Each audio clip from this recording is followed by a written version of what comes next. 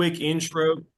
Oh, I'm gonna give a quick intro because, and then I'm gonna kick it to Brian here because he's got the good stuff. He's got the keys to the kingdom, and so to give kind of a quick introduction, though, my name is Gentry. I work with Hub International, and we've decided to partner with Tennessee Nonprofit Network. I'm currently a junior board member for Tennessee Nonprofit Network. We have offices all across the country, but our Tennessee specifically is in Nashville. We have some in Knoxville, some in offices in Memphis, some in Winchester. So we're really spread out all across, but we have some great Memphis offices because I know a lot of you guys are in Memphis, but we also, for those who are not, across the state of Tennessee. I personally handle the proper property and liability or property and casualty coverages, okay, for nonprofits specifically. So we have internationally, we work with over 20,000 nonprofits. It is one of our favorites, if not our favorite slash best specialization here at Hub International. We feel very passionate about helping nonprofits because we understand exactly how all leaders in nonprofits are wearing a lot of different hats and how valuable each dollar that we can help save you from an insurance standpoint is another dollar you can invest back into the community. We like working with organizations, even that are for profit, that work with a vulnerable population in the community. And so that's why we're just so passionate about it. We're probably more passionate about nonprofits than we are about insurance. I know insurance is exciting and everything, but specifically on the property and liability side, and that's anything from your property, both building and contents, your cyber coverage, your directors and officers coverage, your professional E&O, your general liability, your workers' comp, your auto, anything in that realm is what we can help with. Even certain bonds, the fidelity bonds or financial bonds, anything in that realm, we can absolutely help with. But the reason that I brought Brian on is that he specifically works in our risk services team, and their whole philosophy is, hey, insurance is in place when some to trigger and react when something does go wrong. Brian's team is to help prevent it from going wrong in the first place. And so what he's going to get into is a list of trainings that we've specifically seen really be helpful for nonprofits from a educational standpoint of educating your employees on what to and what not to do from a risk management standpoint. But we've also seen it really help from an underwriting perspective. When they see you're doing all this extra stuff, they'll charge you more, they might be more favorable on your rate and your premium. And from a litigation standpoint, in a court of law, when they see you're doing all these things extra besides just having policies in place, they will look upon you a lot more favorably. The biggest thing here, though, is that everything Brian is about to show you is complementary and value add to just having any of those insurance policies that you have with us. Everything Brian's about to tell you is value add that you can't get elsewhere. So, Brian, I don't know if I missed anything, but I'll go ahead and kick it to you, and then I'll come in at the end and kind of wrap things up and help answer questions. Yeah, perfect. Thank you again for your time this morning. Just a quick introduction about myself. I've worked for a local hub office for about 15 years now. As mentioned, I work with our risk service team, and Hub International has close to 80, plus or minus a few consultants spread across the U.S. We're fortunate in our local office. My manager leads our nonprofit vertical for risk management. So we're really passionate about helping our nonprofit clients. And again, really appreciate the opportunity to share this resource with you. This is a resource I've been um, kind of heading up for our local office for about the past decade. And we've just seen a lot of great success with it and being able to team up and assist our clients. And again, as mentioned, everything I show you and you see today is complementary to our local clients. So with that said, I'll start going through my demo. I'll be looking for any questions in the chat, or we may answer those at the end, but please feel free to interact as we go along. So hopefully everyone can see my screen right now. This is the Risk Management Center. and it's actually owned by a company called KPA, but we have it branded for Hub. And again, this is a complimentary resource for our clients.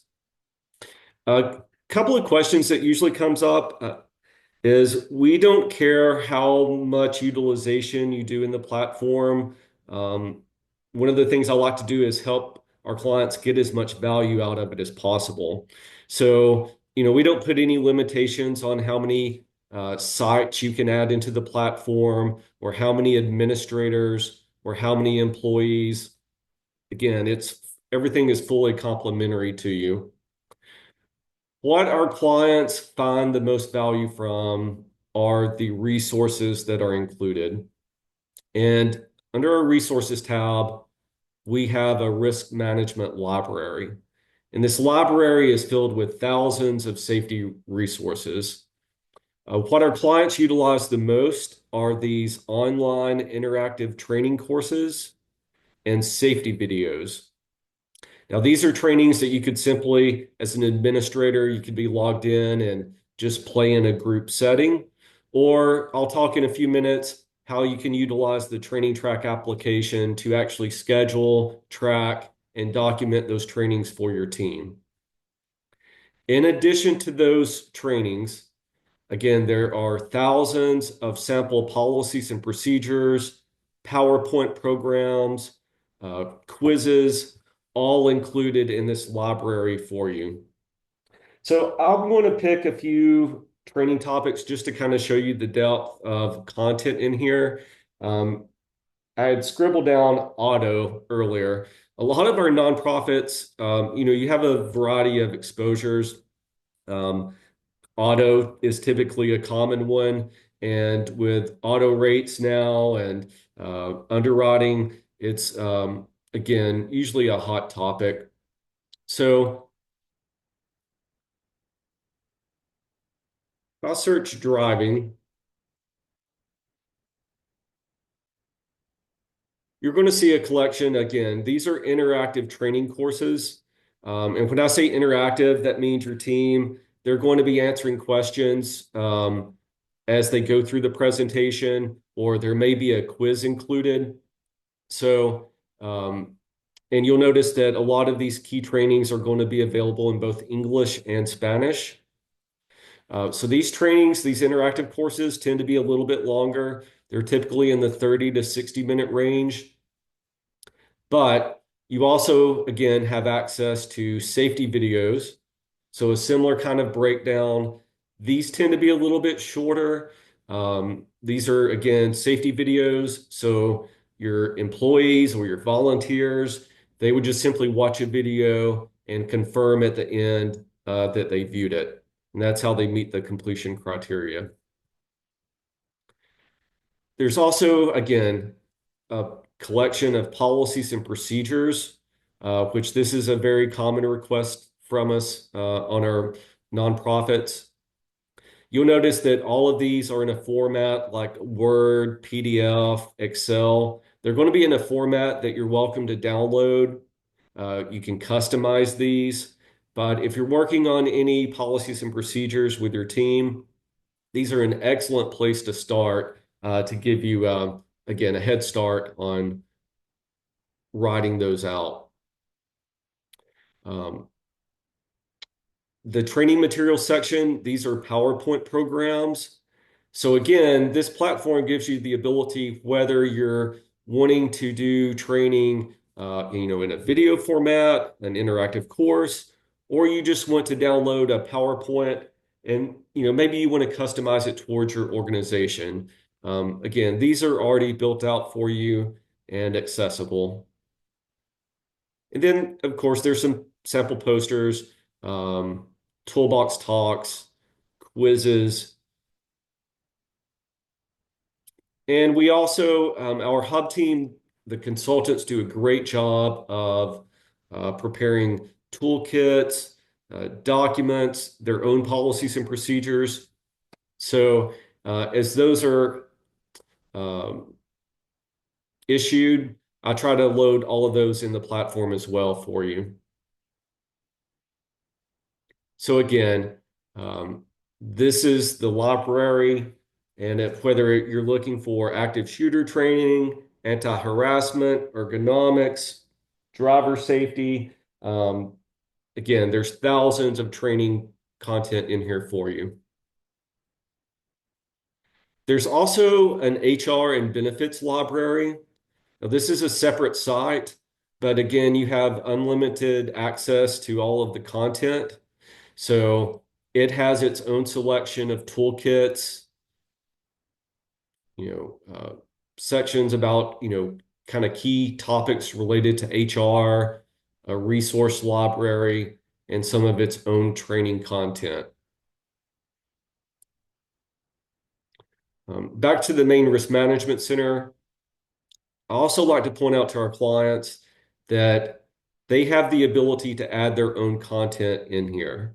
So our clients can add in their own documents. This could be a MP4, PowerPoint, PDF. They can add in their own links. So a lot of our clients, they may find a YouTube video they like, or maybe they want, some link loaded into the platform. The value to loading it into the platform is once it's loaded in, those links or documents can be scheduled and tracked to again, your employees or volunteers so that you have that documentation. So I'll go back to, let's just pick on auto again. If you put your team through distracted driving training, why not send them a copy of your policies and procedures and have them check off that they reviewed that? That way you have all of that documentation in the platform. So again, those are the key resources that our clients utilize the most. As far as applications go, I mentioned this earlier, but there is a training track application. With this training track application, you can have all of my open trainings cleared out at the moment, but we would be able to see all of the trainings I've scheduled that have not yet been completed. You also have a history section of all of your completed courses. So whether it was a document you sent to be reviewed, or it was a safety video that your team went through, you're going to have that date stamped. You'll have the ability to generate a certificate of completion. Or maybe this was just a group training and you had an attendance log signed off. You can load those records in here as well so that everything's housed in one area. As far as reports go, you have the ability to create your own custom reports, but we've already taken the time to build out close to a dozen reports for you. So, whether you're trying to pull information on specific employees or you just want your entire training history emailed to you, we have you well covered as far as reports go. Scheduling trainings in the platform is super easy. Um, it's as simple as picking a due date, and then you can pick from a variety of course types. Again, maybe it's an interactive course, maybe it's a safety video, or maybe it's a document that you loaded in here. But you can mix and match. So here's a video. I'll pick an anti-harassment training. So you see the variety of training types. And then it's really easy to pick your employees. Do I want to send this to my entire team? Or is there a specific department I want to send it to? So let's say I wanted to send this training to all of my drivers. I could just simply pick my driver position, and I could add all of those employees at one time if I wanted to. Let's see, for this, I'll just send it to my test. All notifications are sent by email to your team. And in every single communication that is sent, there is a link to their employee portal as well as all of their login credentials. So you're not going to get bogged down with, where do we go log in? What's my password? Your team will receive that in every single communication that they receive.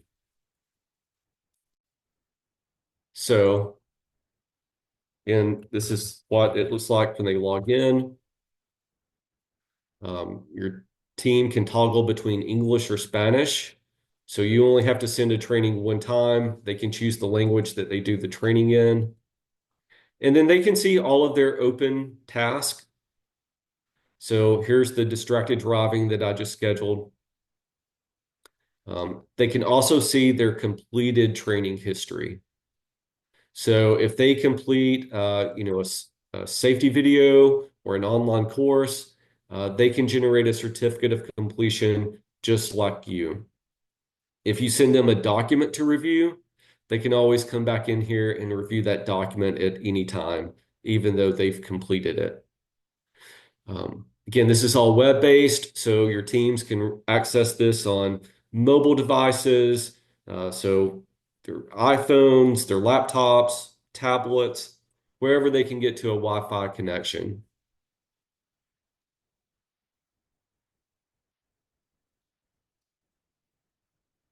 One of the other areas I was thinking about where we assist our nonprofit clients with this platform, it's with this audit track. And this audit track, again, it has its own library of checklist, evaluations, assessments that you can copy and clone. And then once you clone them, you can come in here and edit them, or you can start from scratch. But, depending on your nonprofit, you know, I think about site inspections. So, you can again create any kind of assessment, quiz, checklist.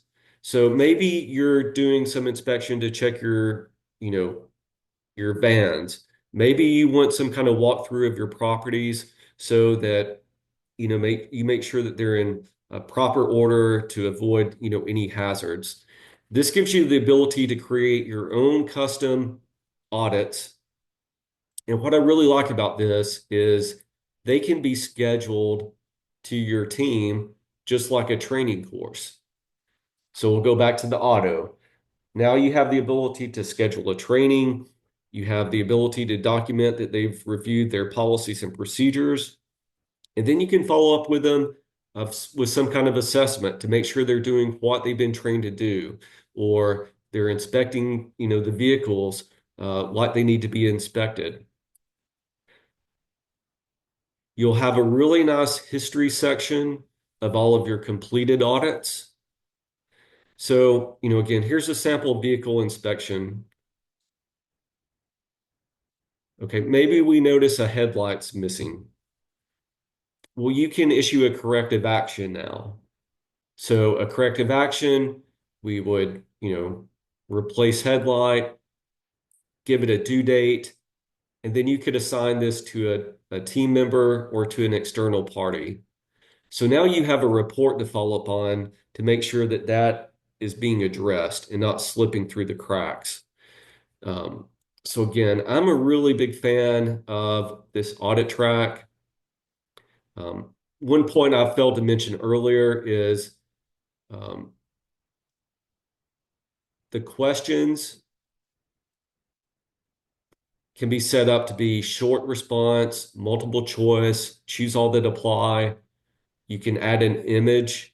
So maybe this was a checklist to inspect fire extinguishers, on that annual basis or whatever it may be. You could have an image of the tag on the fire extinguisher, what that person should be specifically looking for. And then you can create your own response types, yes, no, NA, uh, acceptable, not acceptable, whatever you want it to be. And then you can choose which responses would be a passing response if you want that audit graded. So again, a great application that complements your training. One other note that I took down, um, a lot of our clients like to track incidents. So with this platform, you can track any type of incident, whether it's a work-related injury, maybe it's a general liability type incident. But this gives you a really simple walkthrough of data that you need to collect.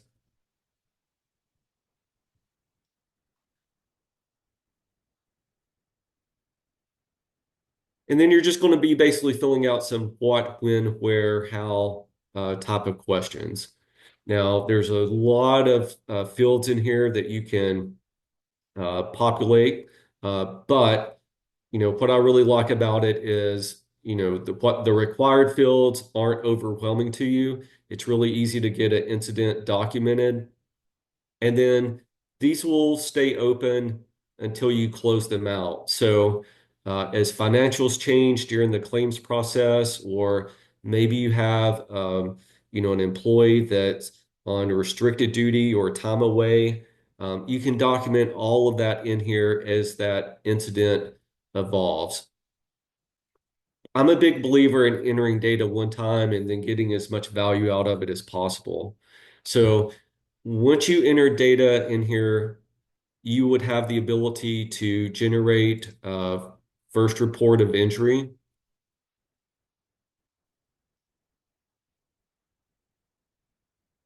Sorry, sometimes it freezes up on my Zoom calls, but you can generate a first report of injury. You can generate OSHA reports or various other incident forms. And then just like the report section on the training track, we have several charts, bar charts, pie charts, to give you trending reports. So whether it's related to a work-related injury or one of the other types of incidents, this gives you the ability to really dive into your data and try to address those incidents and how we can prevent those moving forward. Um, I will say that our team of consultants um, were really engaged with our clients, and this gives us a great opportunity to really team up with you and communicate and stay on top of your data, whether it's training data or incident data. Um, we kind of alluded to this earlier.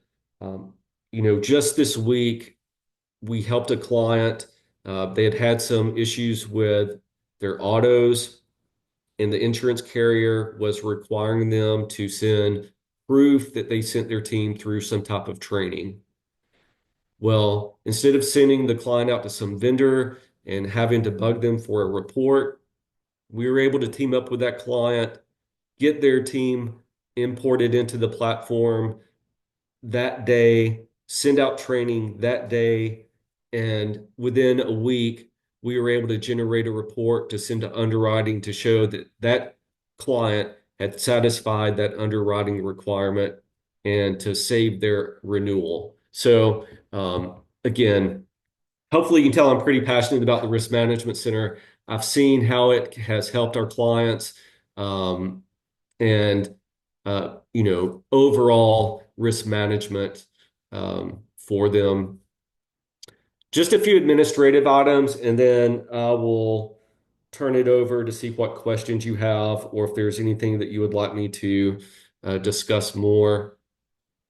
But the administrative of the platform, again, I feel is very user friendly.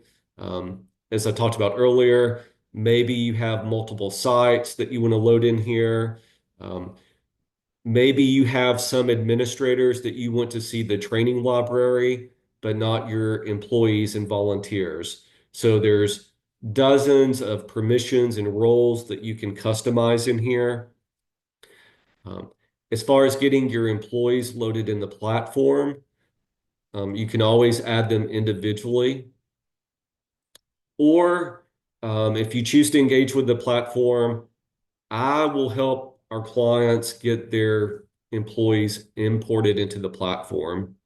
If you get your employees imported into the platform, that first wave, as long as that's successful, it's really easy again to manage and it's easy for me to assist our clients with the platform. So I'm really hands-on. I want to make sure that you're set up for success if you're going to use it. If you have an employee or volunteer that leaves, you can just simply archive them, and that will keep all the records intact, but takes them out of sight as you're, working in the platform in the future. And then you can always toggle between your active and archived. So maybe we needed to bring this person back. Maybe they came back, 2 months after they left and were claiming some kind of injury, and we needed to pull their training records. So that keeps all of their record keeping intact until you completely delete them out of the platform if you choose to do that. Lastly, um, just know that you have full control over when your employees or volunteers start receiving notifications. You have full control over what days of the week they receive the notifications. And then there's also automated reports that go out to the administrators or supervisors, department leads. And these names, they can be changed out, but these are just the default. So maybe you're the head administrator at your nonprofit, but this gives you the ability to delegate down some of that responsibility so it's not all on your shoulders, right? Have your supervisors or managers, maybe they receive a report 3 days a week and you receive yours just once. But this will help you stay on top of your training or any open task in your organization. Um, Lastly, you can fully customize the email that goes to your team. Um, again, lots of customization in here. When our clients sign up, I try to do a lot of listening, try to figure out, we'll help you get this tailored um, perfectly for you. Again, I've really enjoyed working with the platform over the past decade. And so it's easy for me to help and try to take some of the legwork off of you.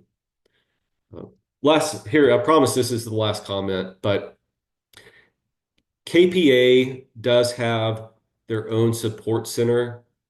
So if there's some kind of technical emergency, know that there's always a number that can be called into.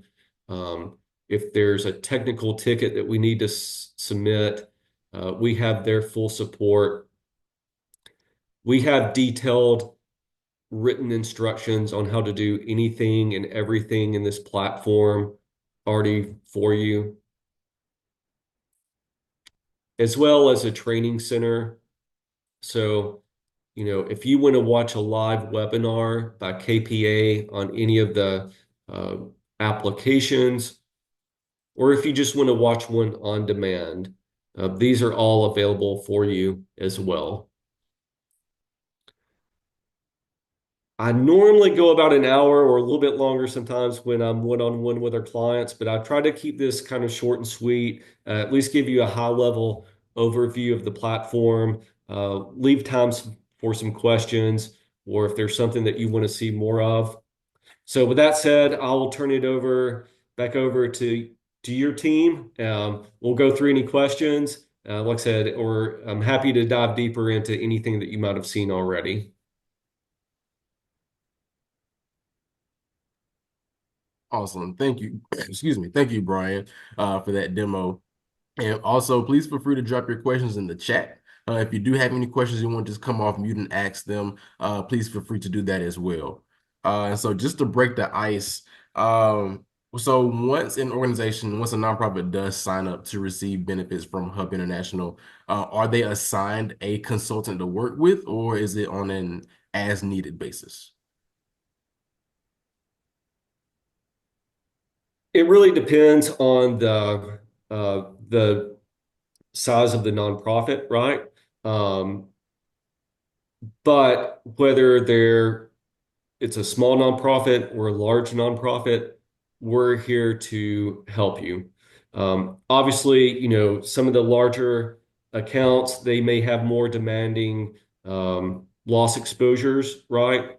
They may be spread, have multiple sites that need to be visited. Um, but, you know, we have a great case right now. One of the smaller accounts that I've worked with over the past few months, they were having an issue with general liability. And not only are our local consultants helping this nonprofit, but they had an issue where it involved one of our specialty groups called complex risk that stepped in to help them. So, whether you're small or large, we are here to help and um, provide those resources for you. But again, this risk management center is complementary to any one of our clients that's insured with us. And but again, this is just a small piece of the puzzle of what Hub offers in respects to risk management services or loss control services to our clients. And they will get a direct account manager from our nonprofit team on the actual insurance side as well. That will be there. It'll most likely I'll be one of them. They'll have a direct account manager who usually has a team lead above him or her, and then associates that work for them as well, that they know the direct contact they can go to for kind of anything. The way we describe it is kind of we're kind of the quarterback, so no matter what they need, they can always come to us first, and then we can point them in the right direction, and we'll be there along the way. So when Brian talks about, hey, he's one on one or he's doing a walkthrough with a client or something, we're always there, usually there with them. Not always, but if it's not needed, but most of the time we're there right alongside with them.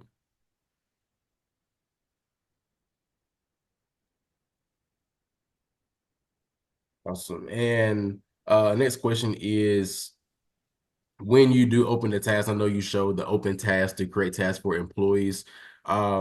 Does it, if they do not complete that task within that specific area, will they get a notification at the end saying that you still have remaining task open, or will it just, if they forget to finish it, for example?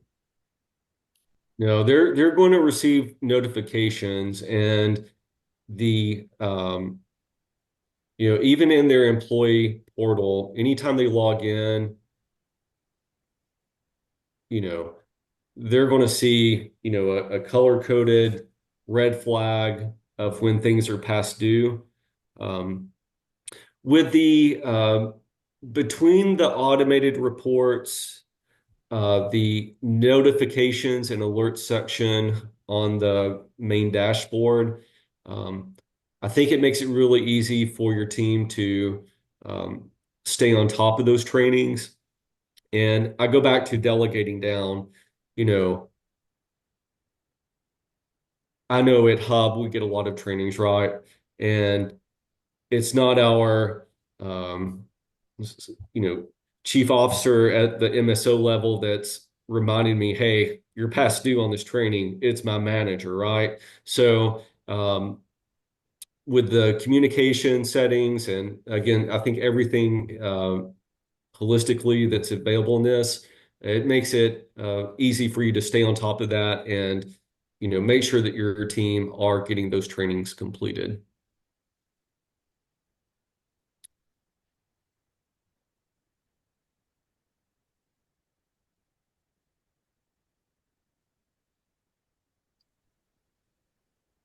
Awesome. And again, if you do have any questions, feel free to come off mute, or you can drop them in the chat and we will raise that question for you.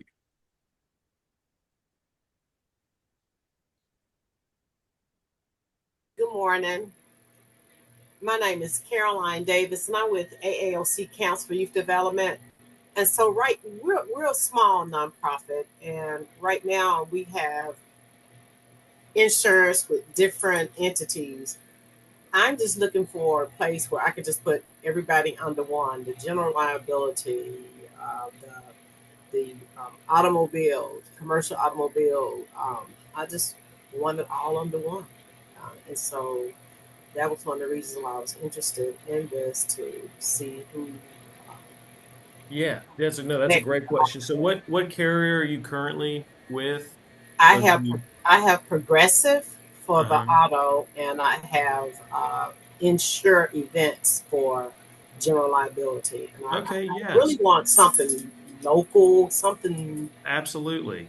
Absolutely. So we work with a bunch of different carriers, including usually the biggest nonprofit carrier that we work with that writes the most in nonprofits is called Philadelphia. Okay, And so they usually give us the ability, as long as there's some common ownership, to package not only entities together, but also coverage to your point, where the general mhm, liabilities on there, the professionals on there, right. liabilities on there, the autos on there. And so that's something that we can absolutely take a look at. Really, and this Okay, goes across the board, really the only thing that we would need to at least get a quote from them is uh huh. usually A, is a copy of those current policies. Okay, But I know some nonprofits don't even have current coverage. That's totally okay. We have a questionnaire that can be sent to you and filled out. no, I can provide you with the Yes, copies the of the per yeah. policies. So that usually current policies, and Yes. then if there are the only other thing is what's called loss runs, Uh huh. which I know if you've had experience before, you might have heard the term. That's just a document from your current carrier. Let's say it's Progressive, showing that either the losses that you've had in the past 3 to 5 years, or proof Okay. that you've had no losses. Usually, Okay. once those two things are acquired, everything else is just specific questions that we can go back and forth on potentially. But other than that, other than that, that's really all we would need. Okay. I see another. So, Yep, go ahead. Go ahead. who would I get this information? Will somebody reach out to me? Who do I reach out to? So you can reach out to me directly. Here's what I'll do. I can put I'm what I'm doing right now is I'm putting my email in the chat. Okay.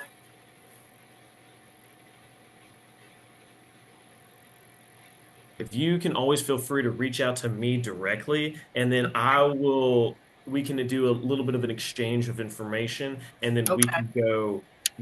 I'll take everything from there. I'll take care of next steps. I'll be your point of contact for everything though, Okay. leading up to it. But when it comes to Philadelphia, that's our job. Our job is to advocate for you, right? And so that Okay. you don't have to worry about negotiating with all these carriers. You just give us the information and we do it for you. So Thank that's you. my email. Absolutely. You can feel free to reach out to that at any time. Okay, so I, I didn't get the yeah, end. Gentry.niece at yeah, it's okay. hubinternational.com. Gotcha. That's Okay. right. I'm making sure I spelled it right. Okay. Well, That's I at will Hub make Internet. sure we connect and I get Absolutely. that information to you because I just been Absolutely. struggling with this for years and No, I totally get it. had Yeah, one big policy over here and one big one over here and that's this one right. over there. No, And I'm like, I hey, totally get it. I totally get it. That makes it easier on you. It makes it easier on us. We prefer it that yes, way.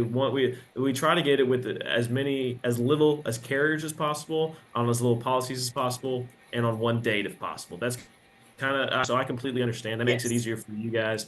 I see that there's a question for April. We are with Philadelphia now and have learned they are dropping all of their Boy Scout lines. Do you have any other provider for the comprehensive package? The answer is yes, that we do.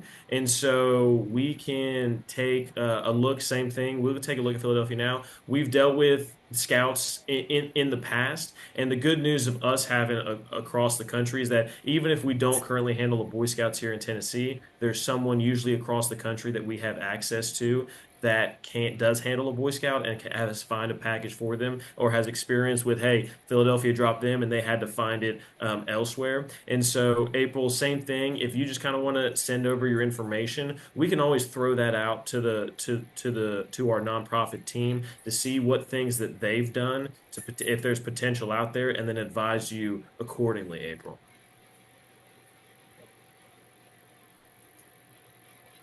Okay, those are good questions. Those are good questions. I have a question. Yes.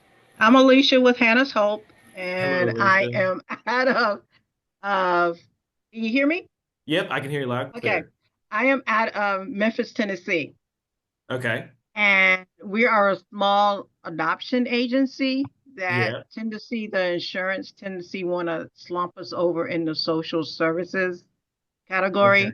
We Okay. had Philadelphia some years ago. They dropped us. They won't pick us Mm-hmm. back up. Mm-hmm. But now we're under Kinsale, Kinsale. Yep. Kinsale. Yeah. Kinsale. Yep. Yeah. So we have them. So is there any possibility that there's a policy that doesn't, that the cost can be just a little bit smaller? So there's two when it comes to insurance, there's two kind of markets, right? Right. The standard market is where Philadelphia is. It's where the big ones are, Cincinnati, the Hartford, Mhm. CNA, Travelers. These are all the big guys, right? And obviously, being that they're in their standard markets on admitted paper, they will write the lower risks, right? And so they won't write some specific things. They call it out of their appetite. So in those scenarios, we have to go usually to like a Kinsale or another what's called a non-admitted or surplus lines market. Usually the catch there is they'll write anything just at a higher of a cost. And so that's not uncommon to have like if you're with a Kinsale for it to be a little more expensive. And so what we can always do is usually after there's some time, same thing, we work with a lot of adoption type organizations. And so if we can always at least take a look at it and kind of go out to market with it, and at least let's say that there's no better options out there, at least I know I'm paying a little more. However, I've gone to the market, we've tried it, and I know I have that you can go to sleep at least a little better at night knowing you've had a second set of eyes on it and that you know you're in the best spot. But what we always try to do is if in a situation where Philadelphia or an admitted carrier kicks you out and you've got to go to surplus lines, what can we do? What risk services can we implement? What other nonprofits can we look at that we can benchmark yours to and trying to get you back into that admitted market? Because that's where you want to be. However, we have to go to surplus lines sometimes because having a little more expensive coverage is better than having no coverage at all. Exactly. We were having troubles with one of our insurance grouping, Yep, and it took them forever to get us back. I mean, like it was we up for renewal, and they were exactly. late in the renewal, and we were like, "Yo, you got us out here with no coverage. That's not good." Exactly. So, No, I gotcha. I and hear you. then so we had to then we try to get another insurance company to cover to work on it, but Hmm. they kept dropping us and wouldn't tell us why they were dropping us. So, and Right. I Yeah. finally found out that because there was a insurance block, because it was they were not allowing anybody else to pick us up because they're trying to Mm. make us stay where we were. Gotcha. And Interesting. Yeah. so yeah, so we finally got a coverage that now Good. they're calling it the liability one that Yeah. has the professional liability and the Yeah. general liability all in one. Fantastic. Right. Yeah, absolutely. I like that. Well, that's good. So when you say you were blocked, were you working with multiple different brokers as well, or? No, well, since this insurance place, I'm trying Yeah. not to say their name, um, they were not doing their job Yep. So and kept putting, you went to so we another were place? trying to market out to somebody else, to another Gotcha. insurance company. We tried two or three of them, Yeah. So and we get to a sometimes certain point and they just drop. And I'm Yeah, like, I so finally just, sometimes, yeah, so sometimes what can happen is like so there's brokers like us, right? And we have contracts with different carriers, and a lot of us have the contracts with a lot of the same carriers. And so what can happen is it's kind of a little bit of a misunderstanding where some people will go to different brokers and say whoever can bring us back the best quote wins. However, what carriers do, like Philadelphia's or Kinsale's of the world, is when they're sent a submission for an organization whoever if they were to receive another submission, they would block any other broker from submitting after the exactly. first one is sent, right? And so that's what it sounds like that situation is in. That can be solved. There is a way around that, where you simply sign a piece of paper saying, "Hey, I understand that my current broker's already sent this to you, but I want to work with this new broker, and here's my signature showing that I want you to focus your submission now on this new broker instead of working with my current broker." And so there is a way around that, but again, it is tough because you think you go to five different brokers, really whoever gets to the carriers first kind of gets the market. They kind of block the market for the rest. Yeah, I think it's unfair to the It consumer. is. Yep, it is. And It is because if 100%. you're not doing your job, I want to move on to somebody else so that I can get my job done. Totally get it. Because this is Totally get not it. my whole world. I got the other Yes, things to no, all get right. You got done. other stuff. You got some offensive stuff to focus on, right? You don't have to worry about the defense. So I totally get Right. it. There is a way around it, but it is something where it is tough to kind of just go out and say, "Hey, whoever brings me back the best quote wins," because of that. And it's a weird rule, and I know, I get it. I know it's in the commercial world, but the other I thing, the other thing is that um, I lost the question. I'm sorry. That's okay. No, if you ever remember it, it's all good. It's all good. I will be here. Any other questions? So, so is it the longer you with that particular insurance? It's still me. Yeah. Is there any discount that comes from year to year because they still do it, or do you just stay So at the same? So yes and no. If you're with a carrier for a long time and you've shown you've had no losses and you've been a good customer of theirs, they will look upon you more favorably. And I will say this, that's the first thing. The second thing is this. We usually don't automatically market unless there's a problem with the carrier. We like to market our clients around every 3 years, and here's why. We like to build market clout and market integrity with the carriers. So if we, for no reason, just decided to shop your organization out every single year, what will happen is the same carrier, we would go to the same carriers every year, and the underwriters would see the submission of your organization on their desk every single year. And even if they want to write you guys, they're going to say, why would I waste my time underwriting this company when I know even if I win it, they're going to shop me out the very next year, and I would really only have it for a year, and I would have to worry about competition every single year. And so we like to, at least, unless there's a problem, if there's a problem with the carrier, we'll shop you out at any point in time. But if there are no problems and everything is good, then we like to wait usually around that 3 year mark. If there's more, great. But we usually like to automatically check in with that 3 year mark so that when the other carriers get it, they know, all right, hey, I haven't seen this submission in about 3 years. That means I'm going to try harder to win this account because I know if I do, unless I mess up, I'm going to have it for 3 straight years. Okay. Any other questions? These are all great questions, by the way.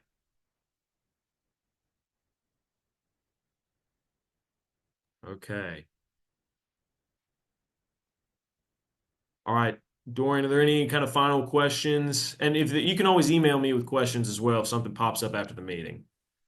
Awesome. So I don't see any additional questions in the chat, but if there are not any other questions, again, Gentry has placed his email in the chat for you as well to reach out to him directly for your questions if you have any after. But I'll also drop my email in the chat as well, just in case you have any questions about any additional member benefits, or if you just lost Gentry's email or you need to get in contact with him, I also just have my email there for you as well. And so, if all hearts and minds are clear, I want to thank you all for hopping on with us this morning for the Hub International call. Again, if you have any questions, please do not hesitate to reach out to myself or Gentry, and we will get them answered for you as best as we can. And so, with that, thank you all again, and I hope you have a great rest of your day. Thanks, everybody.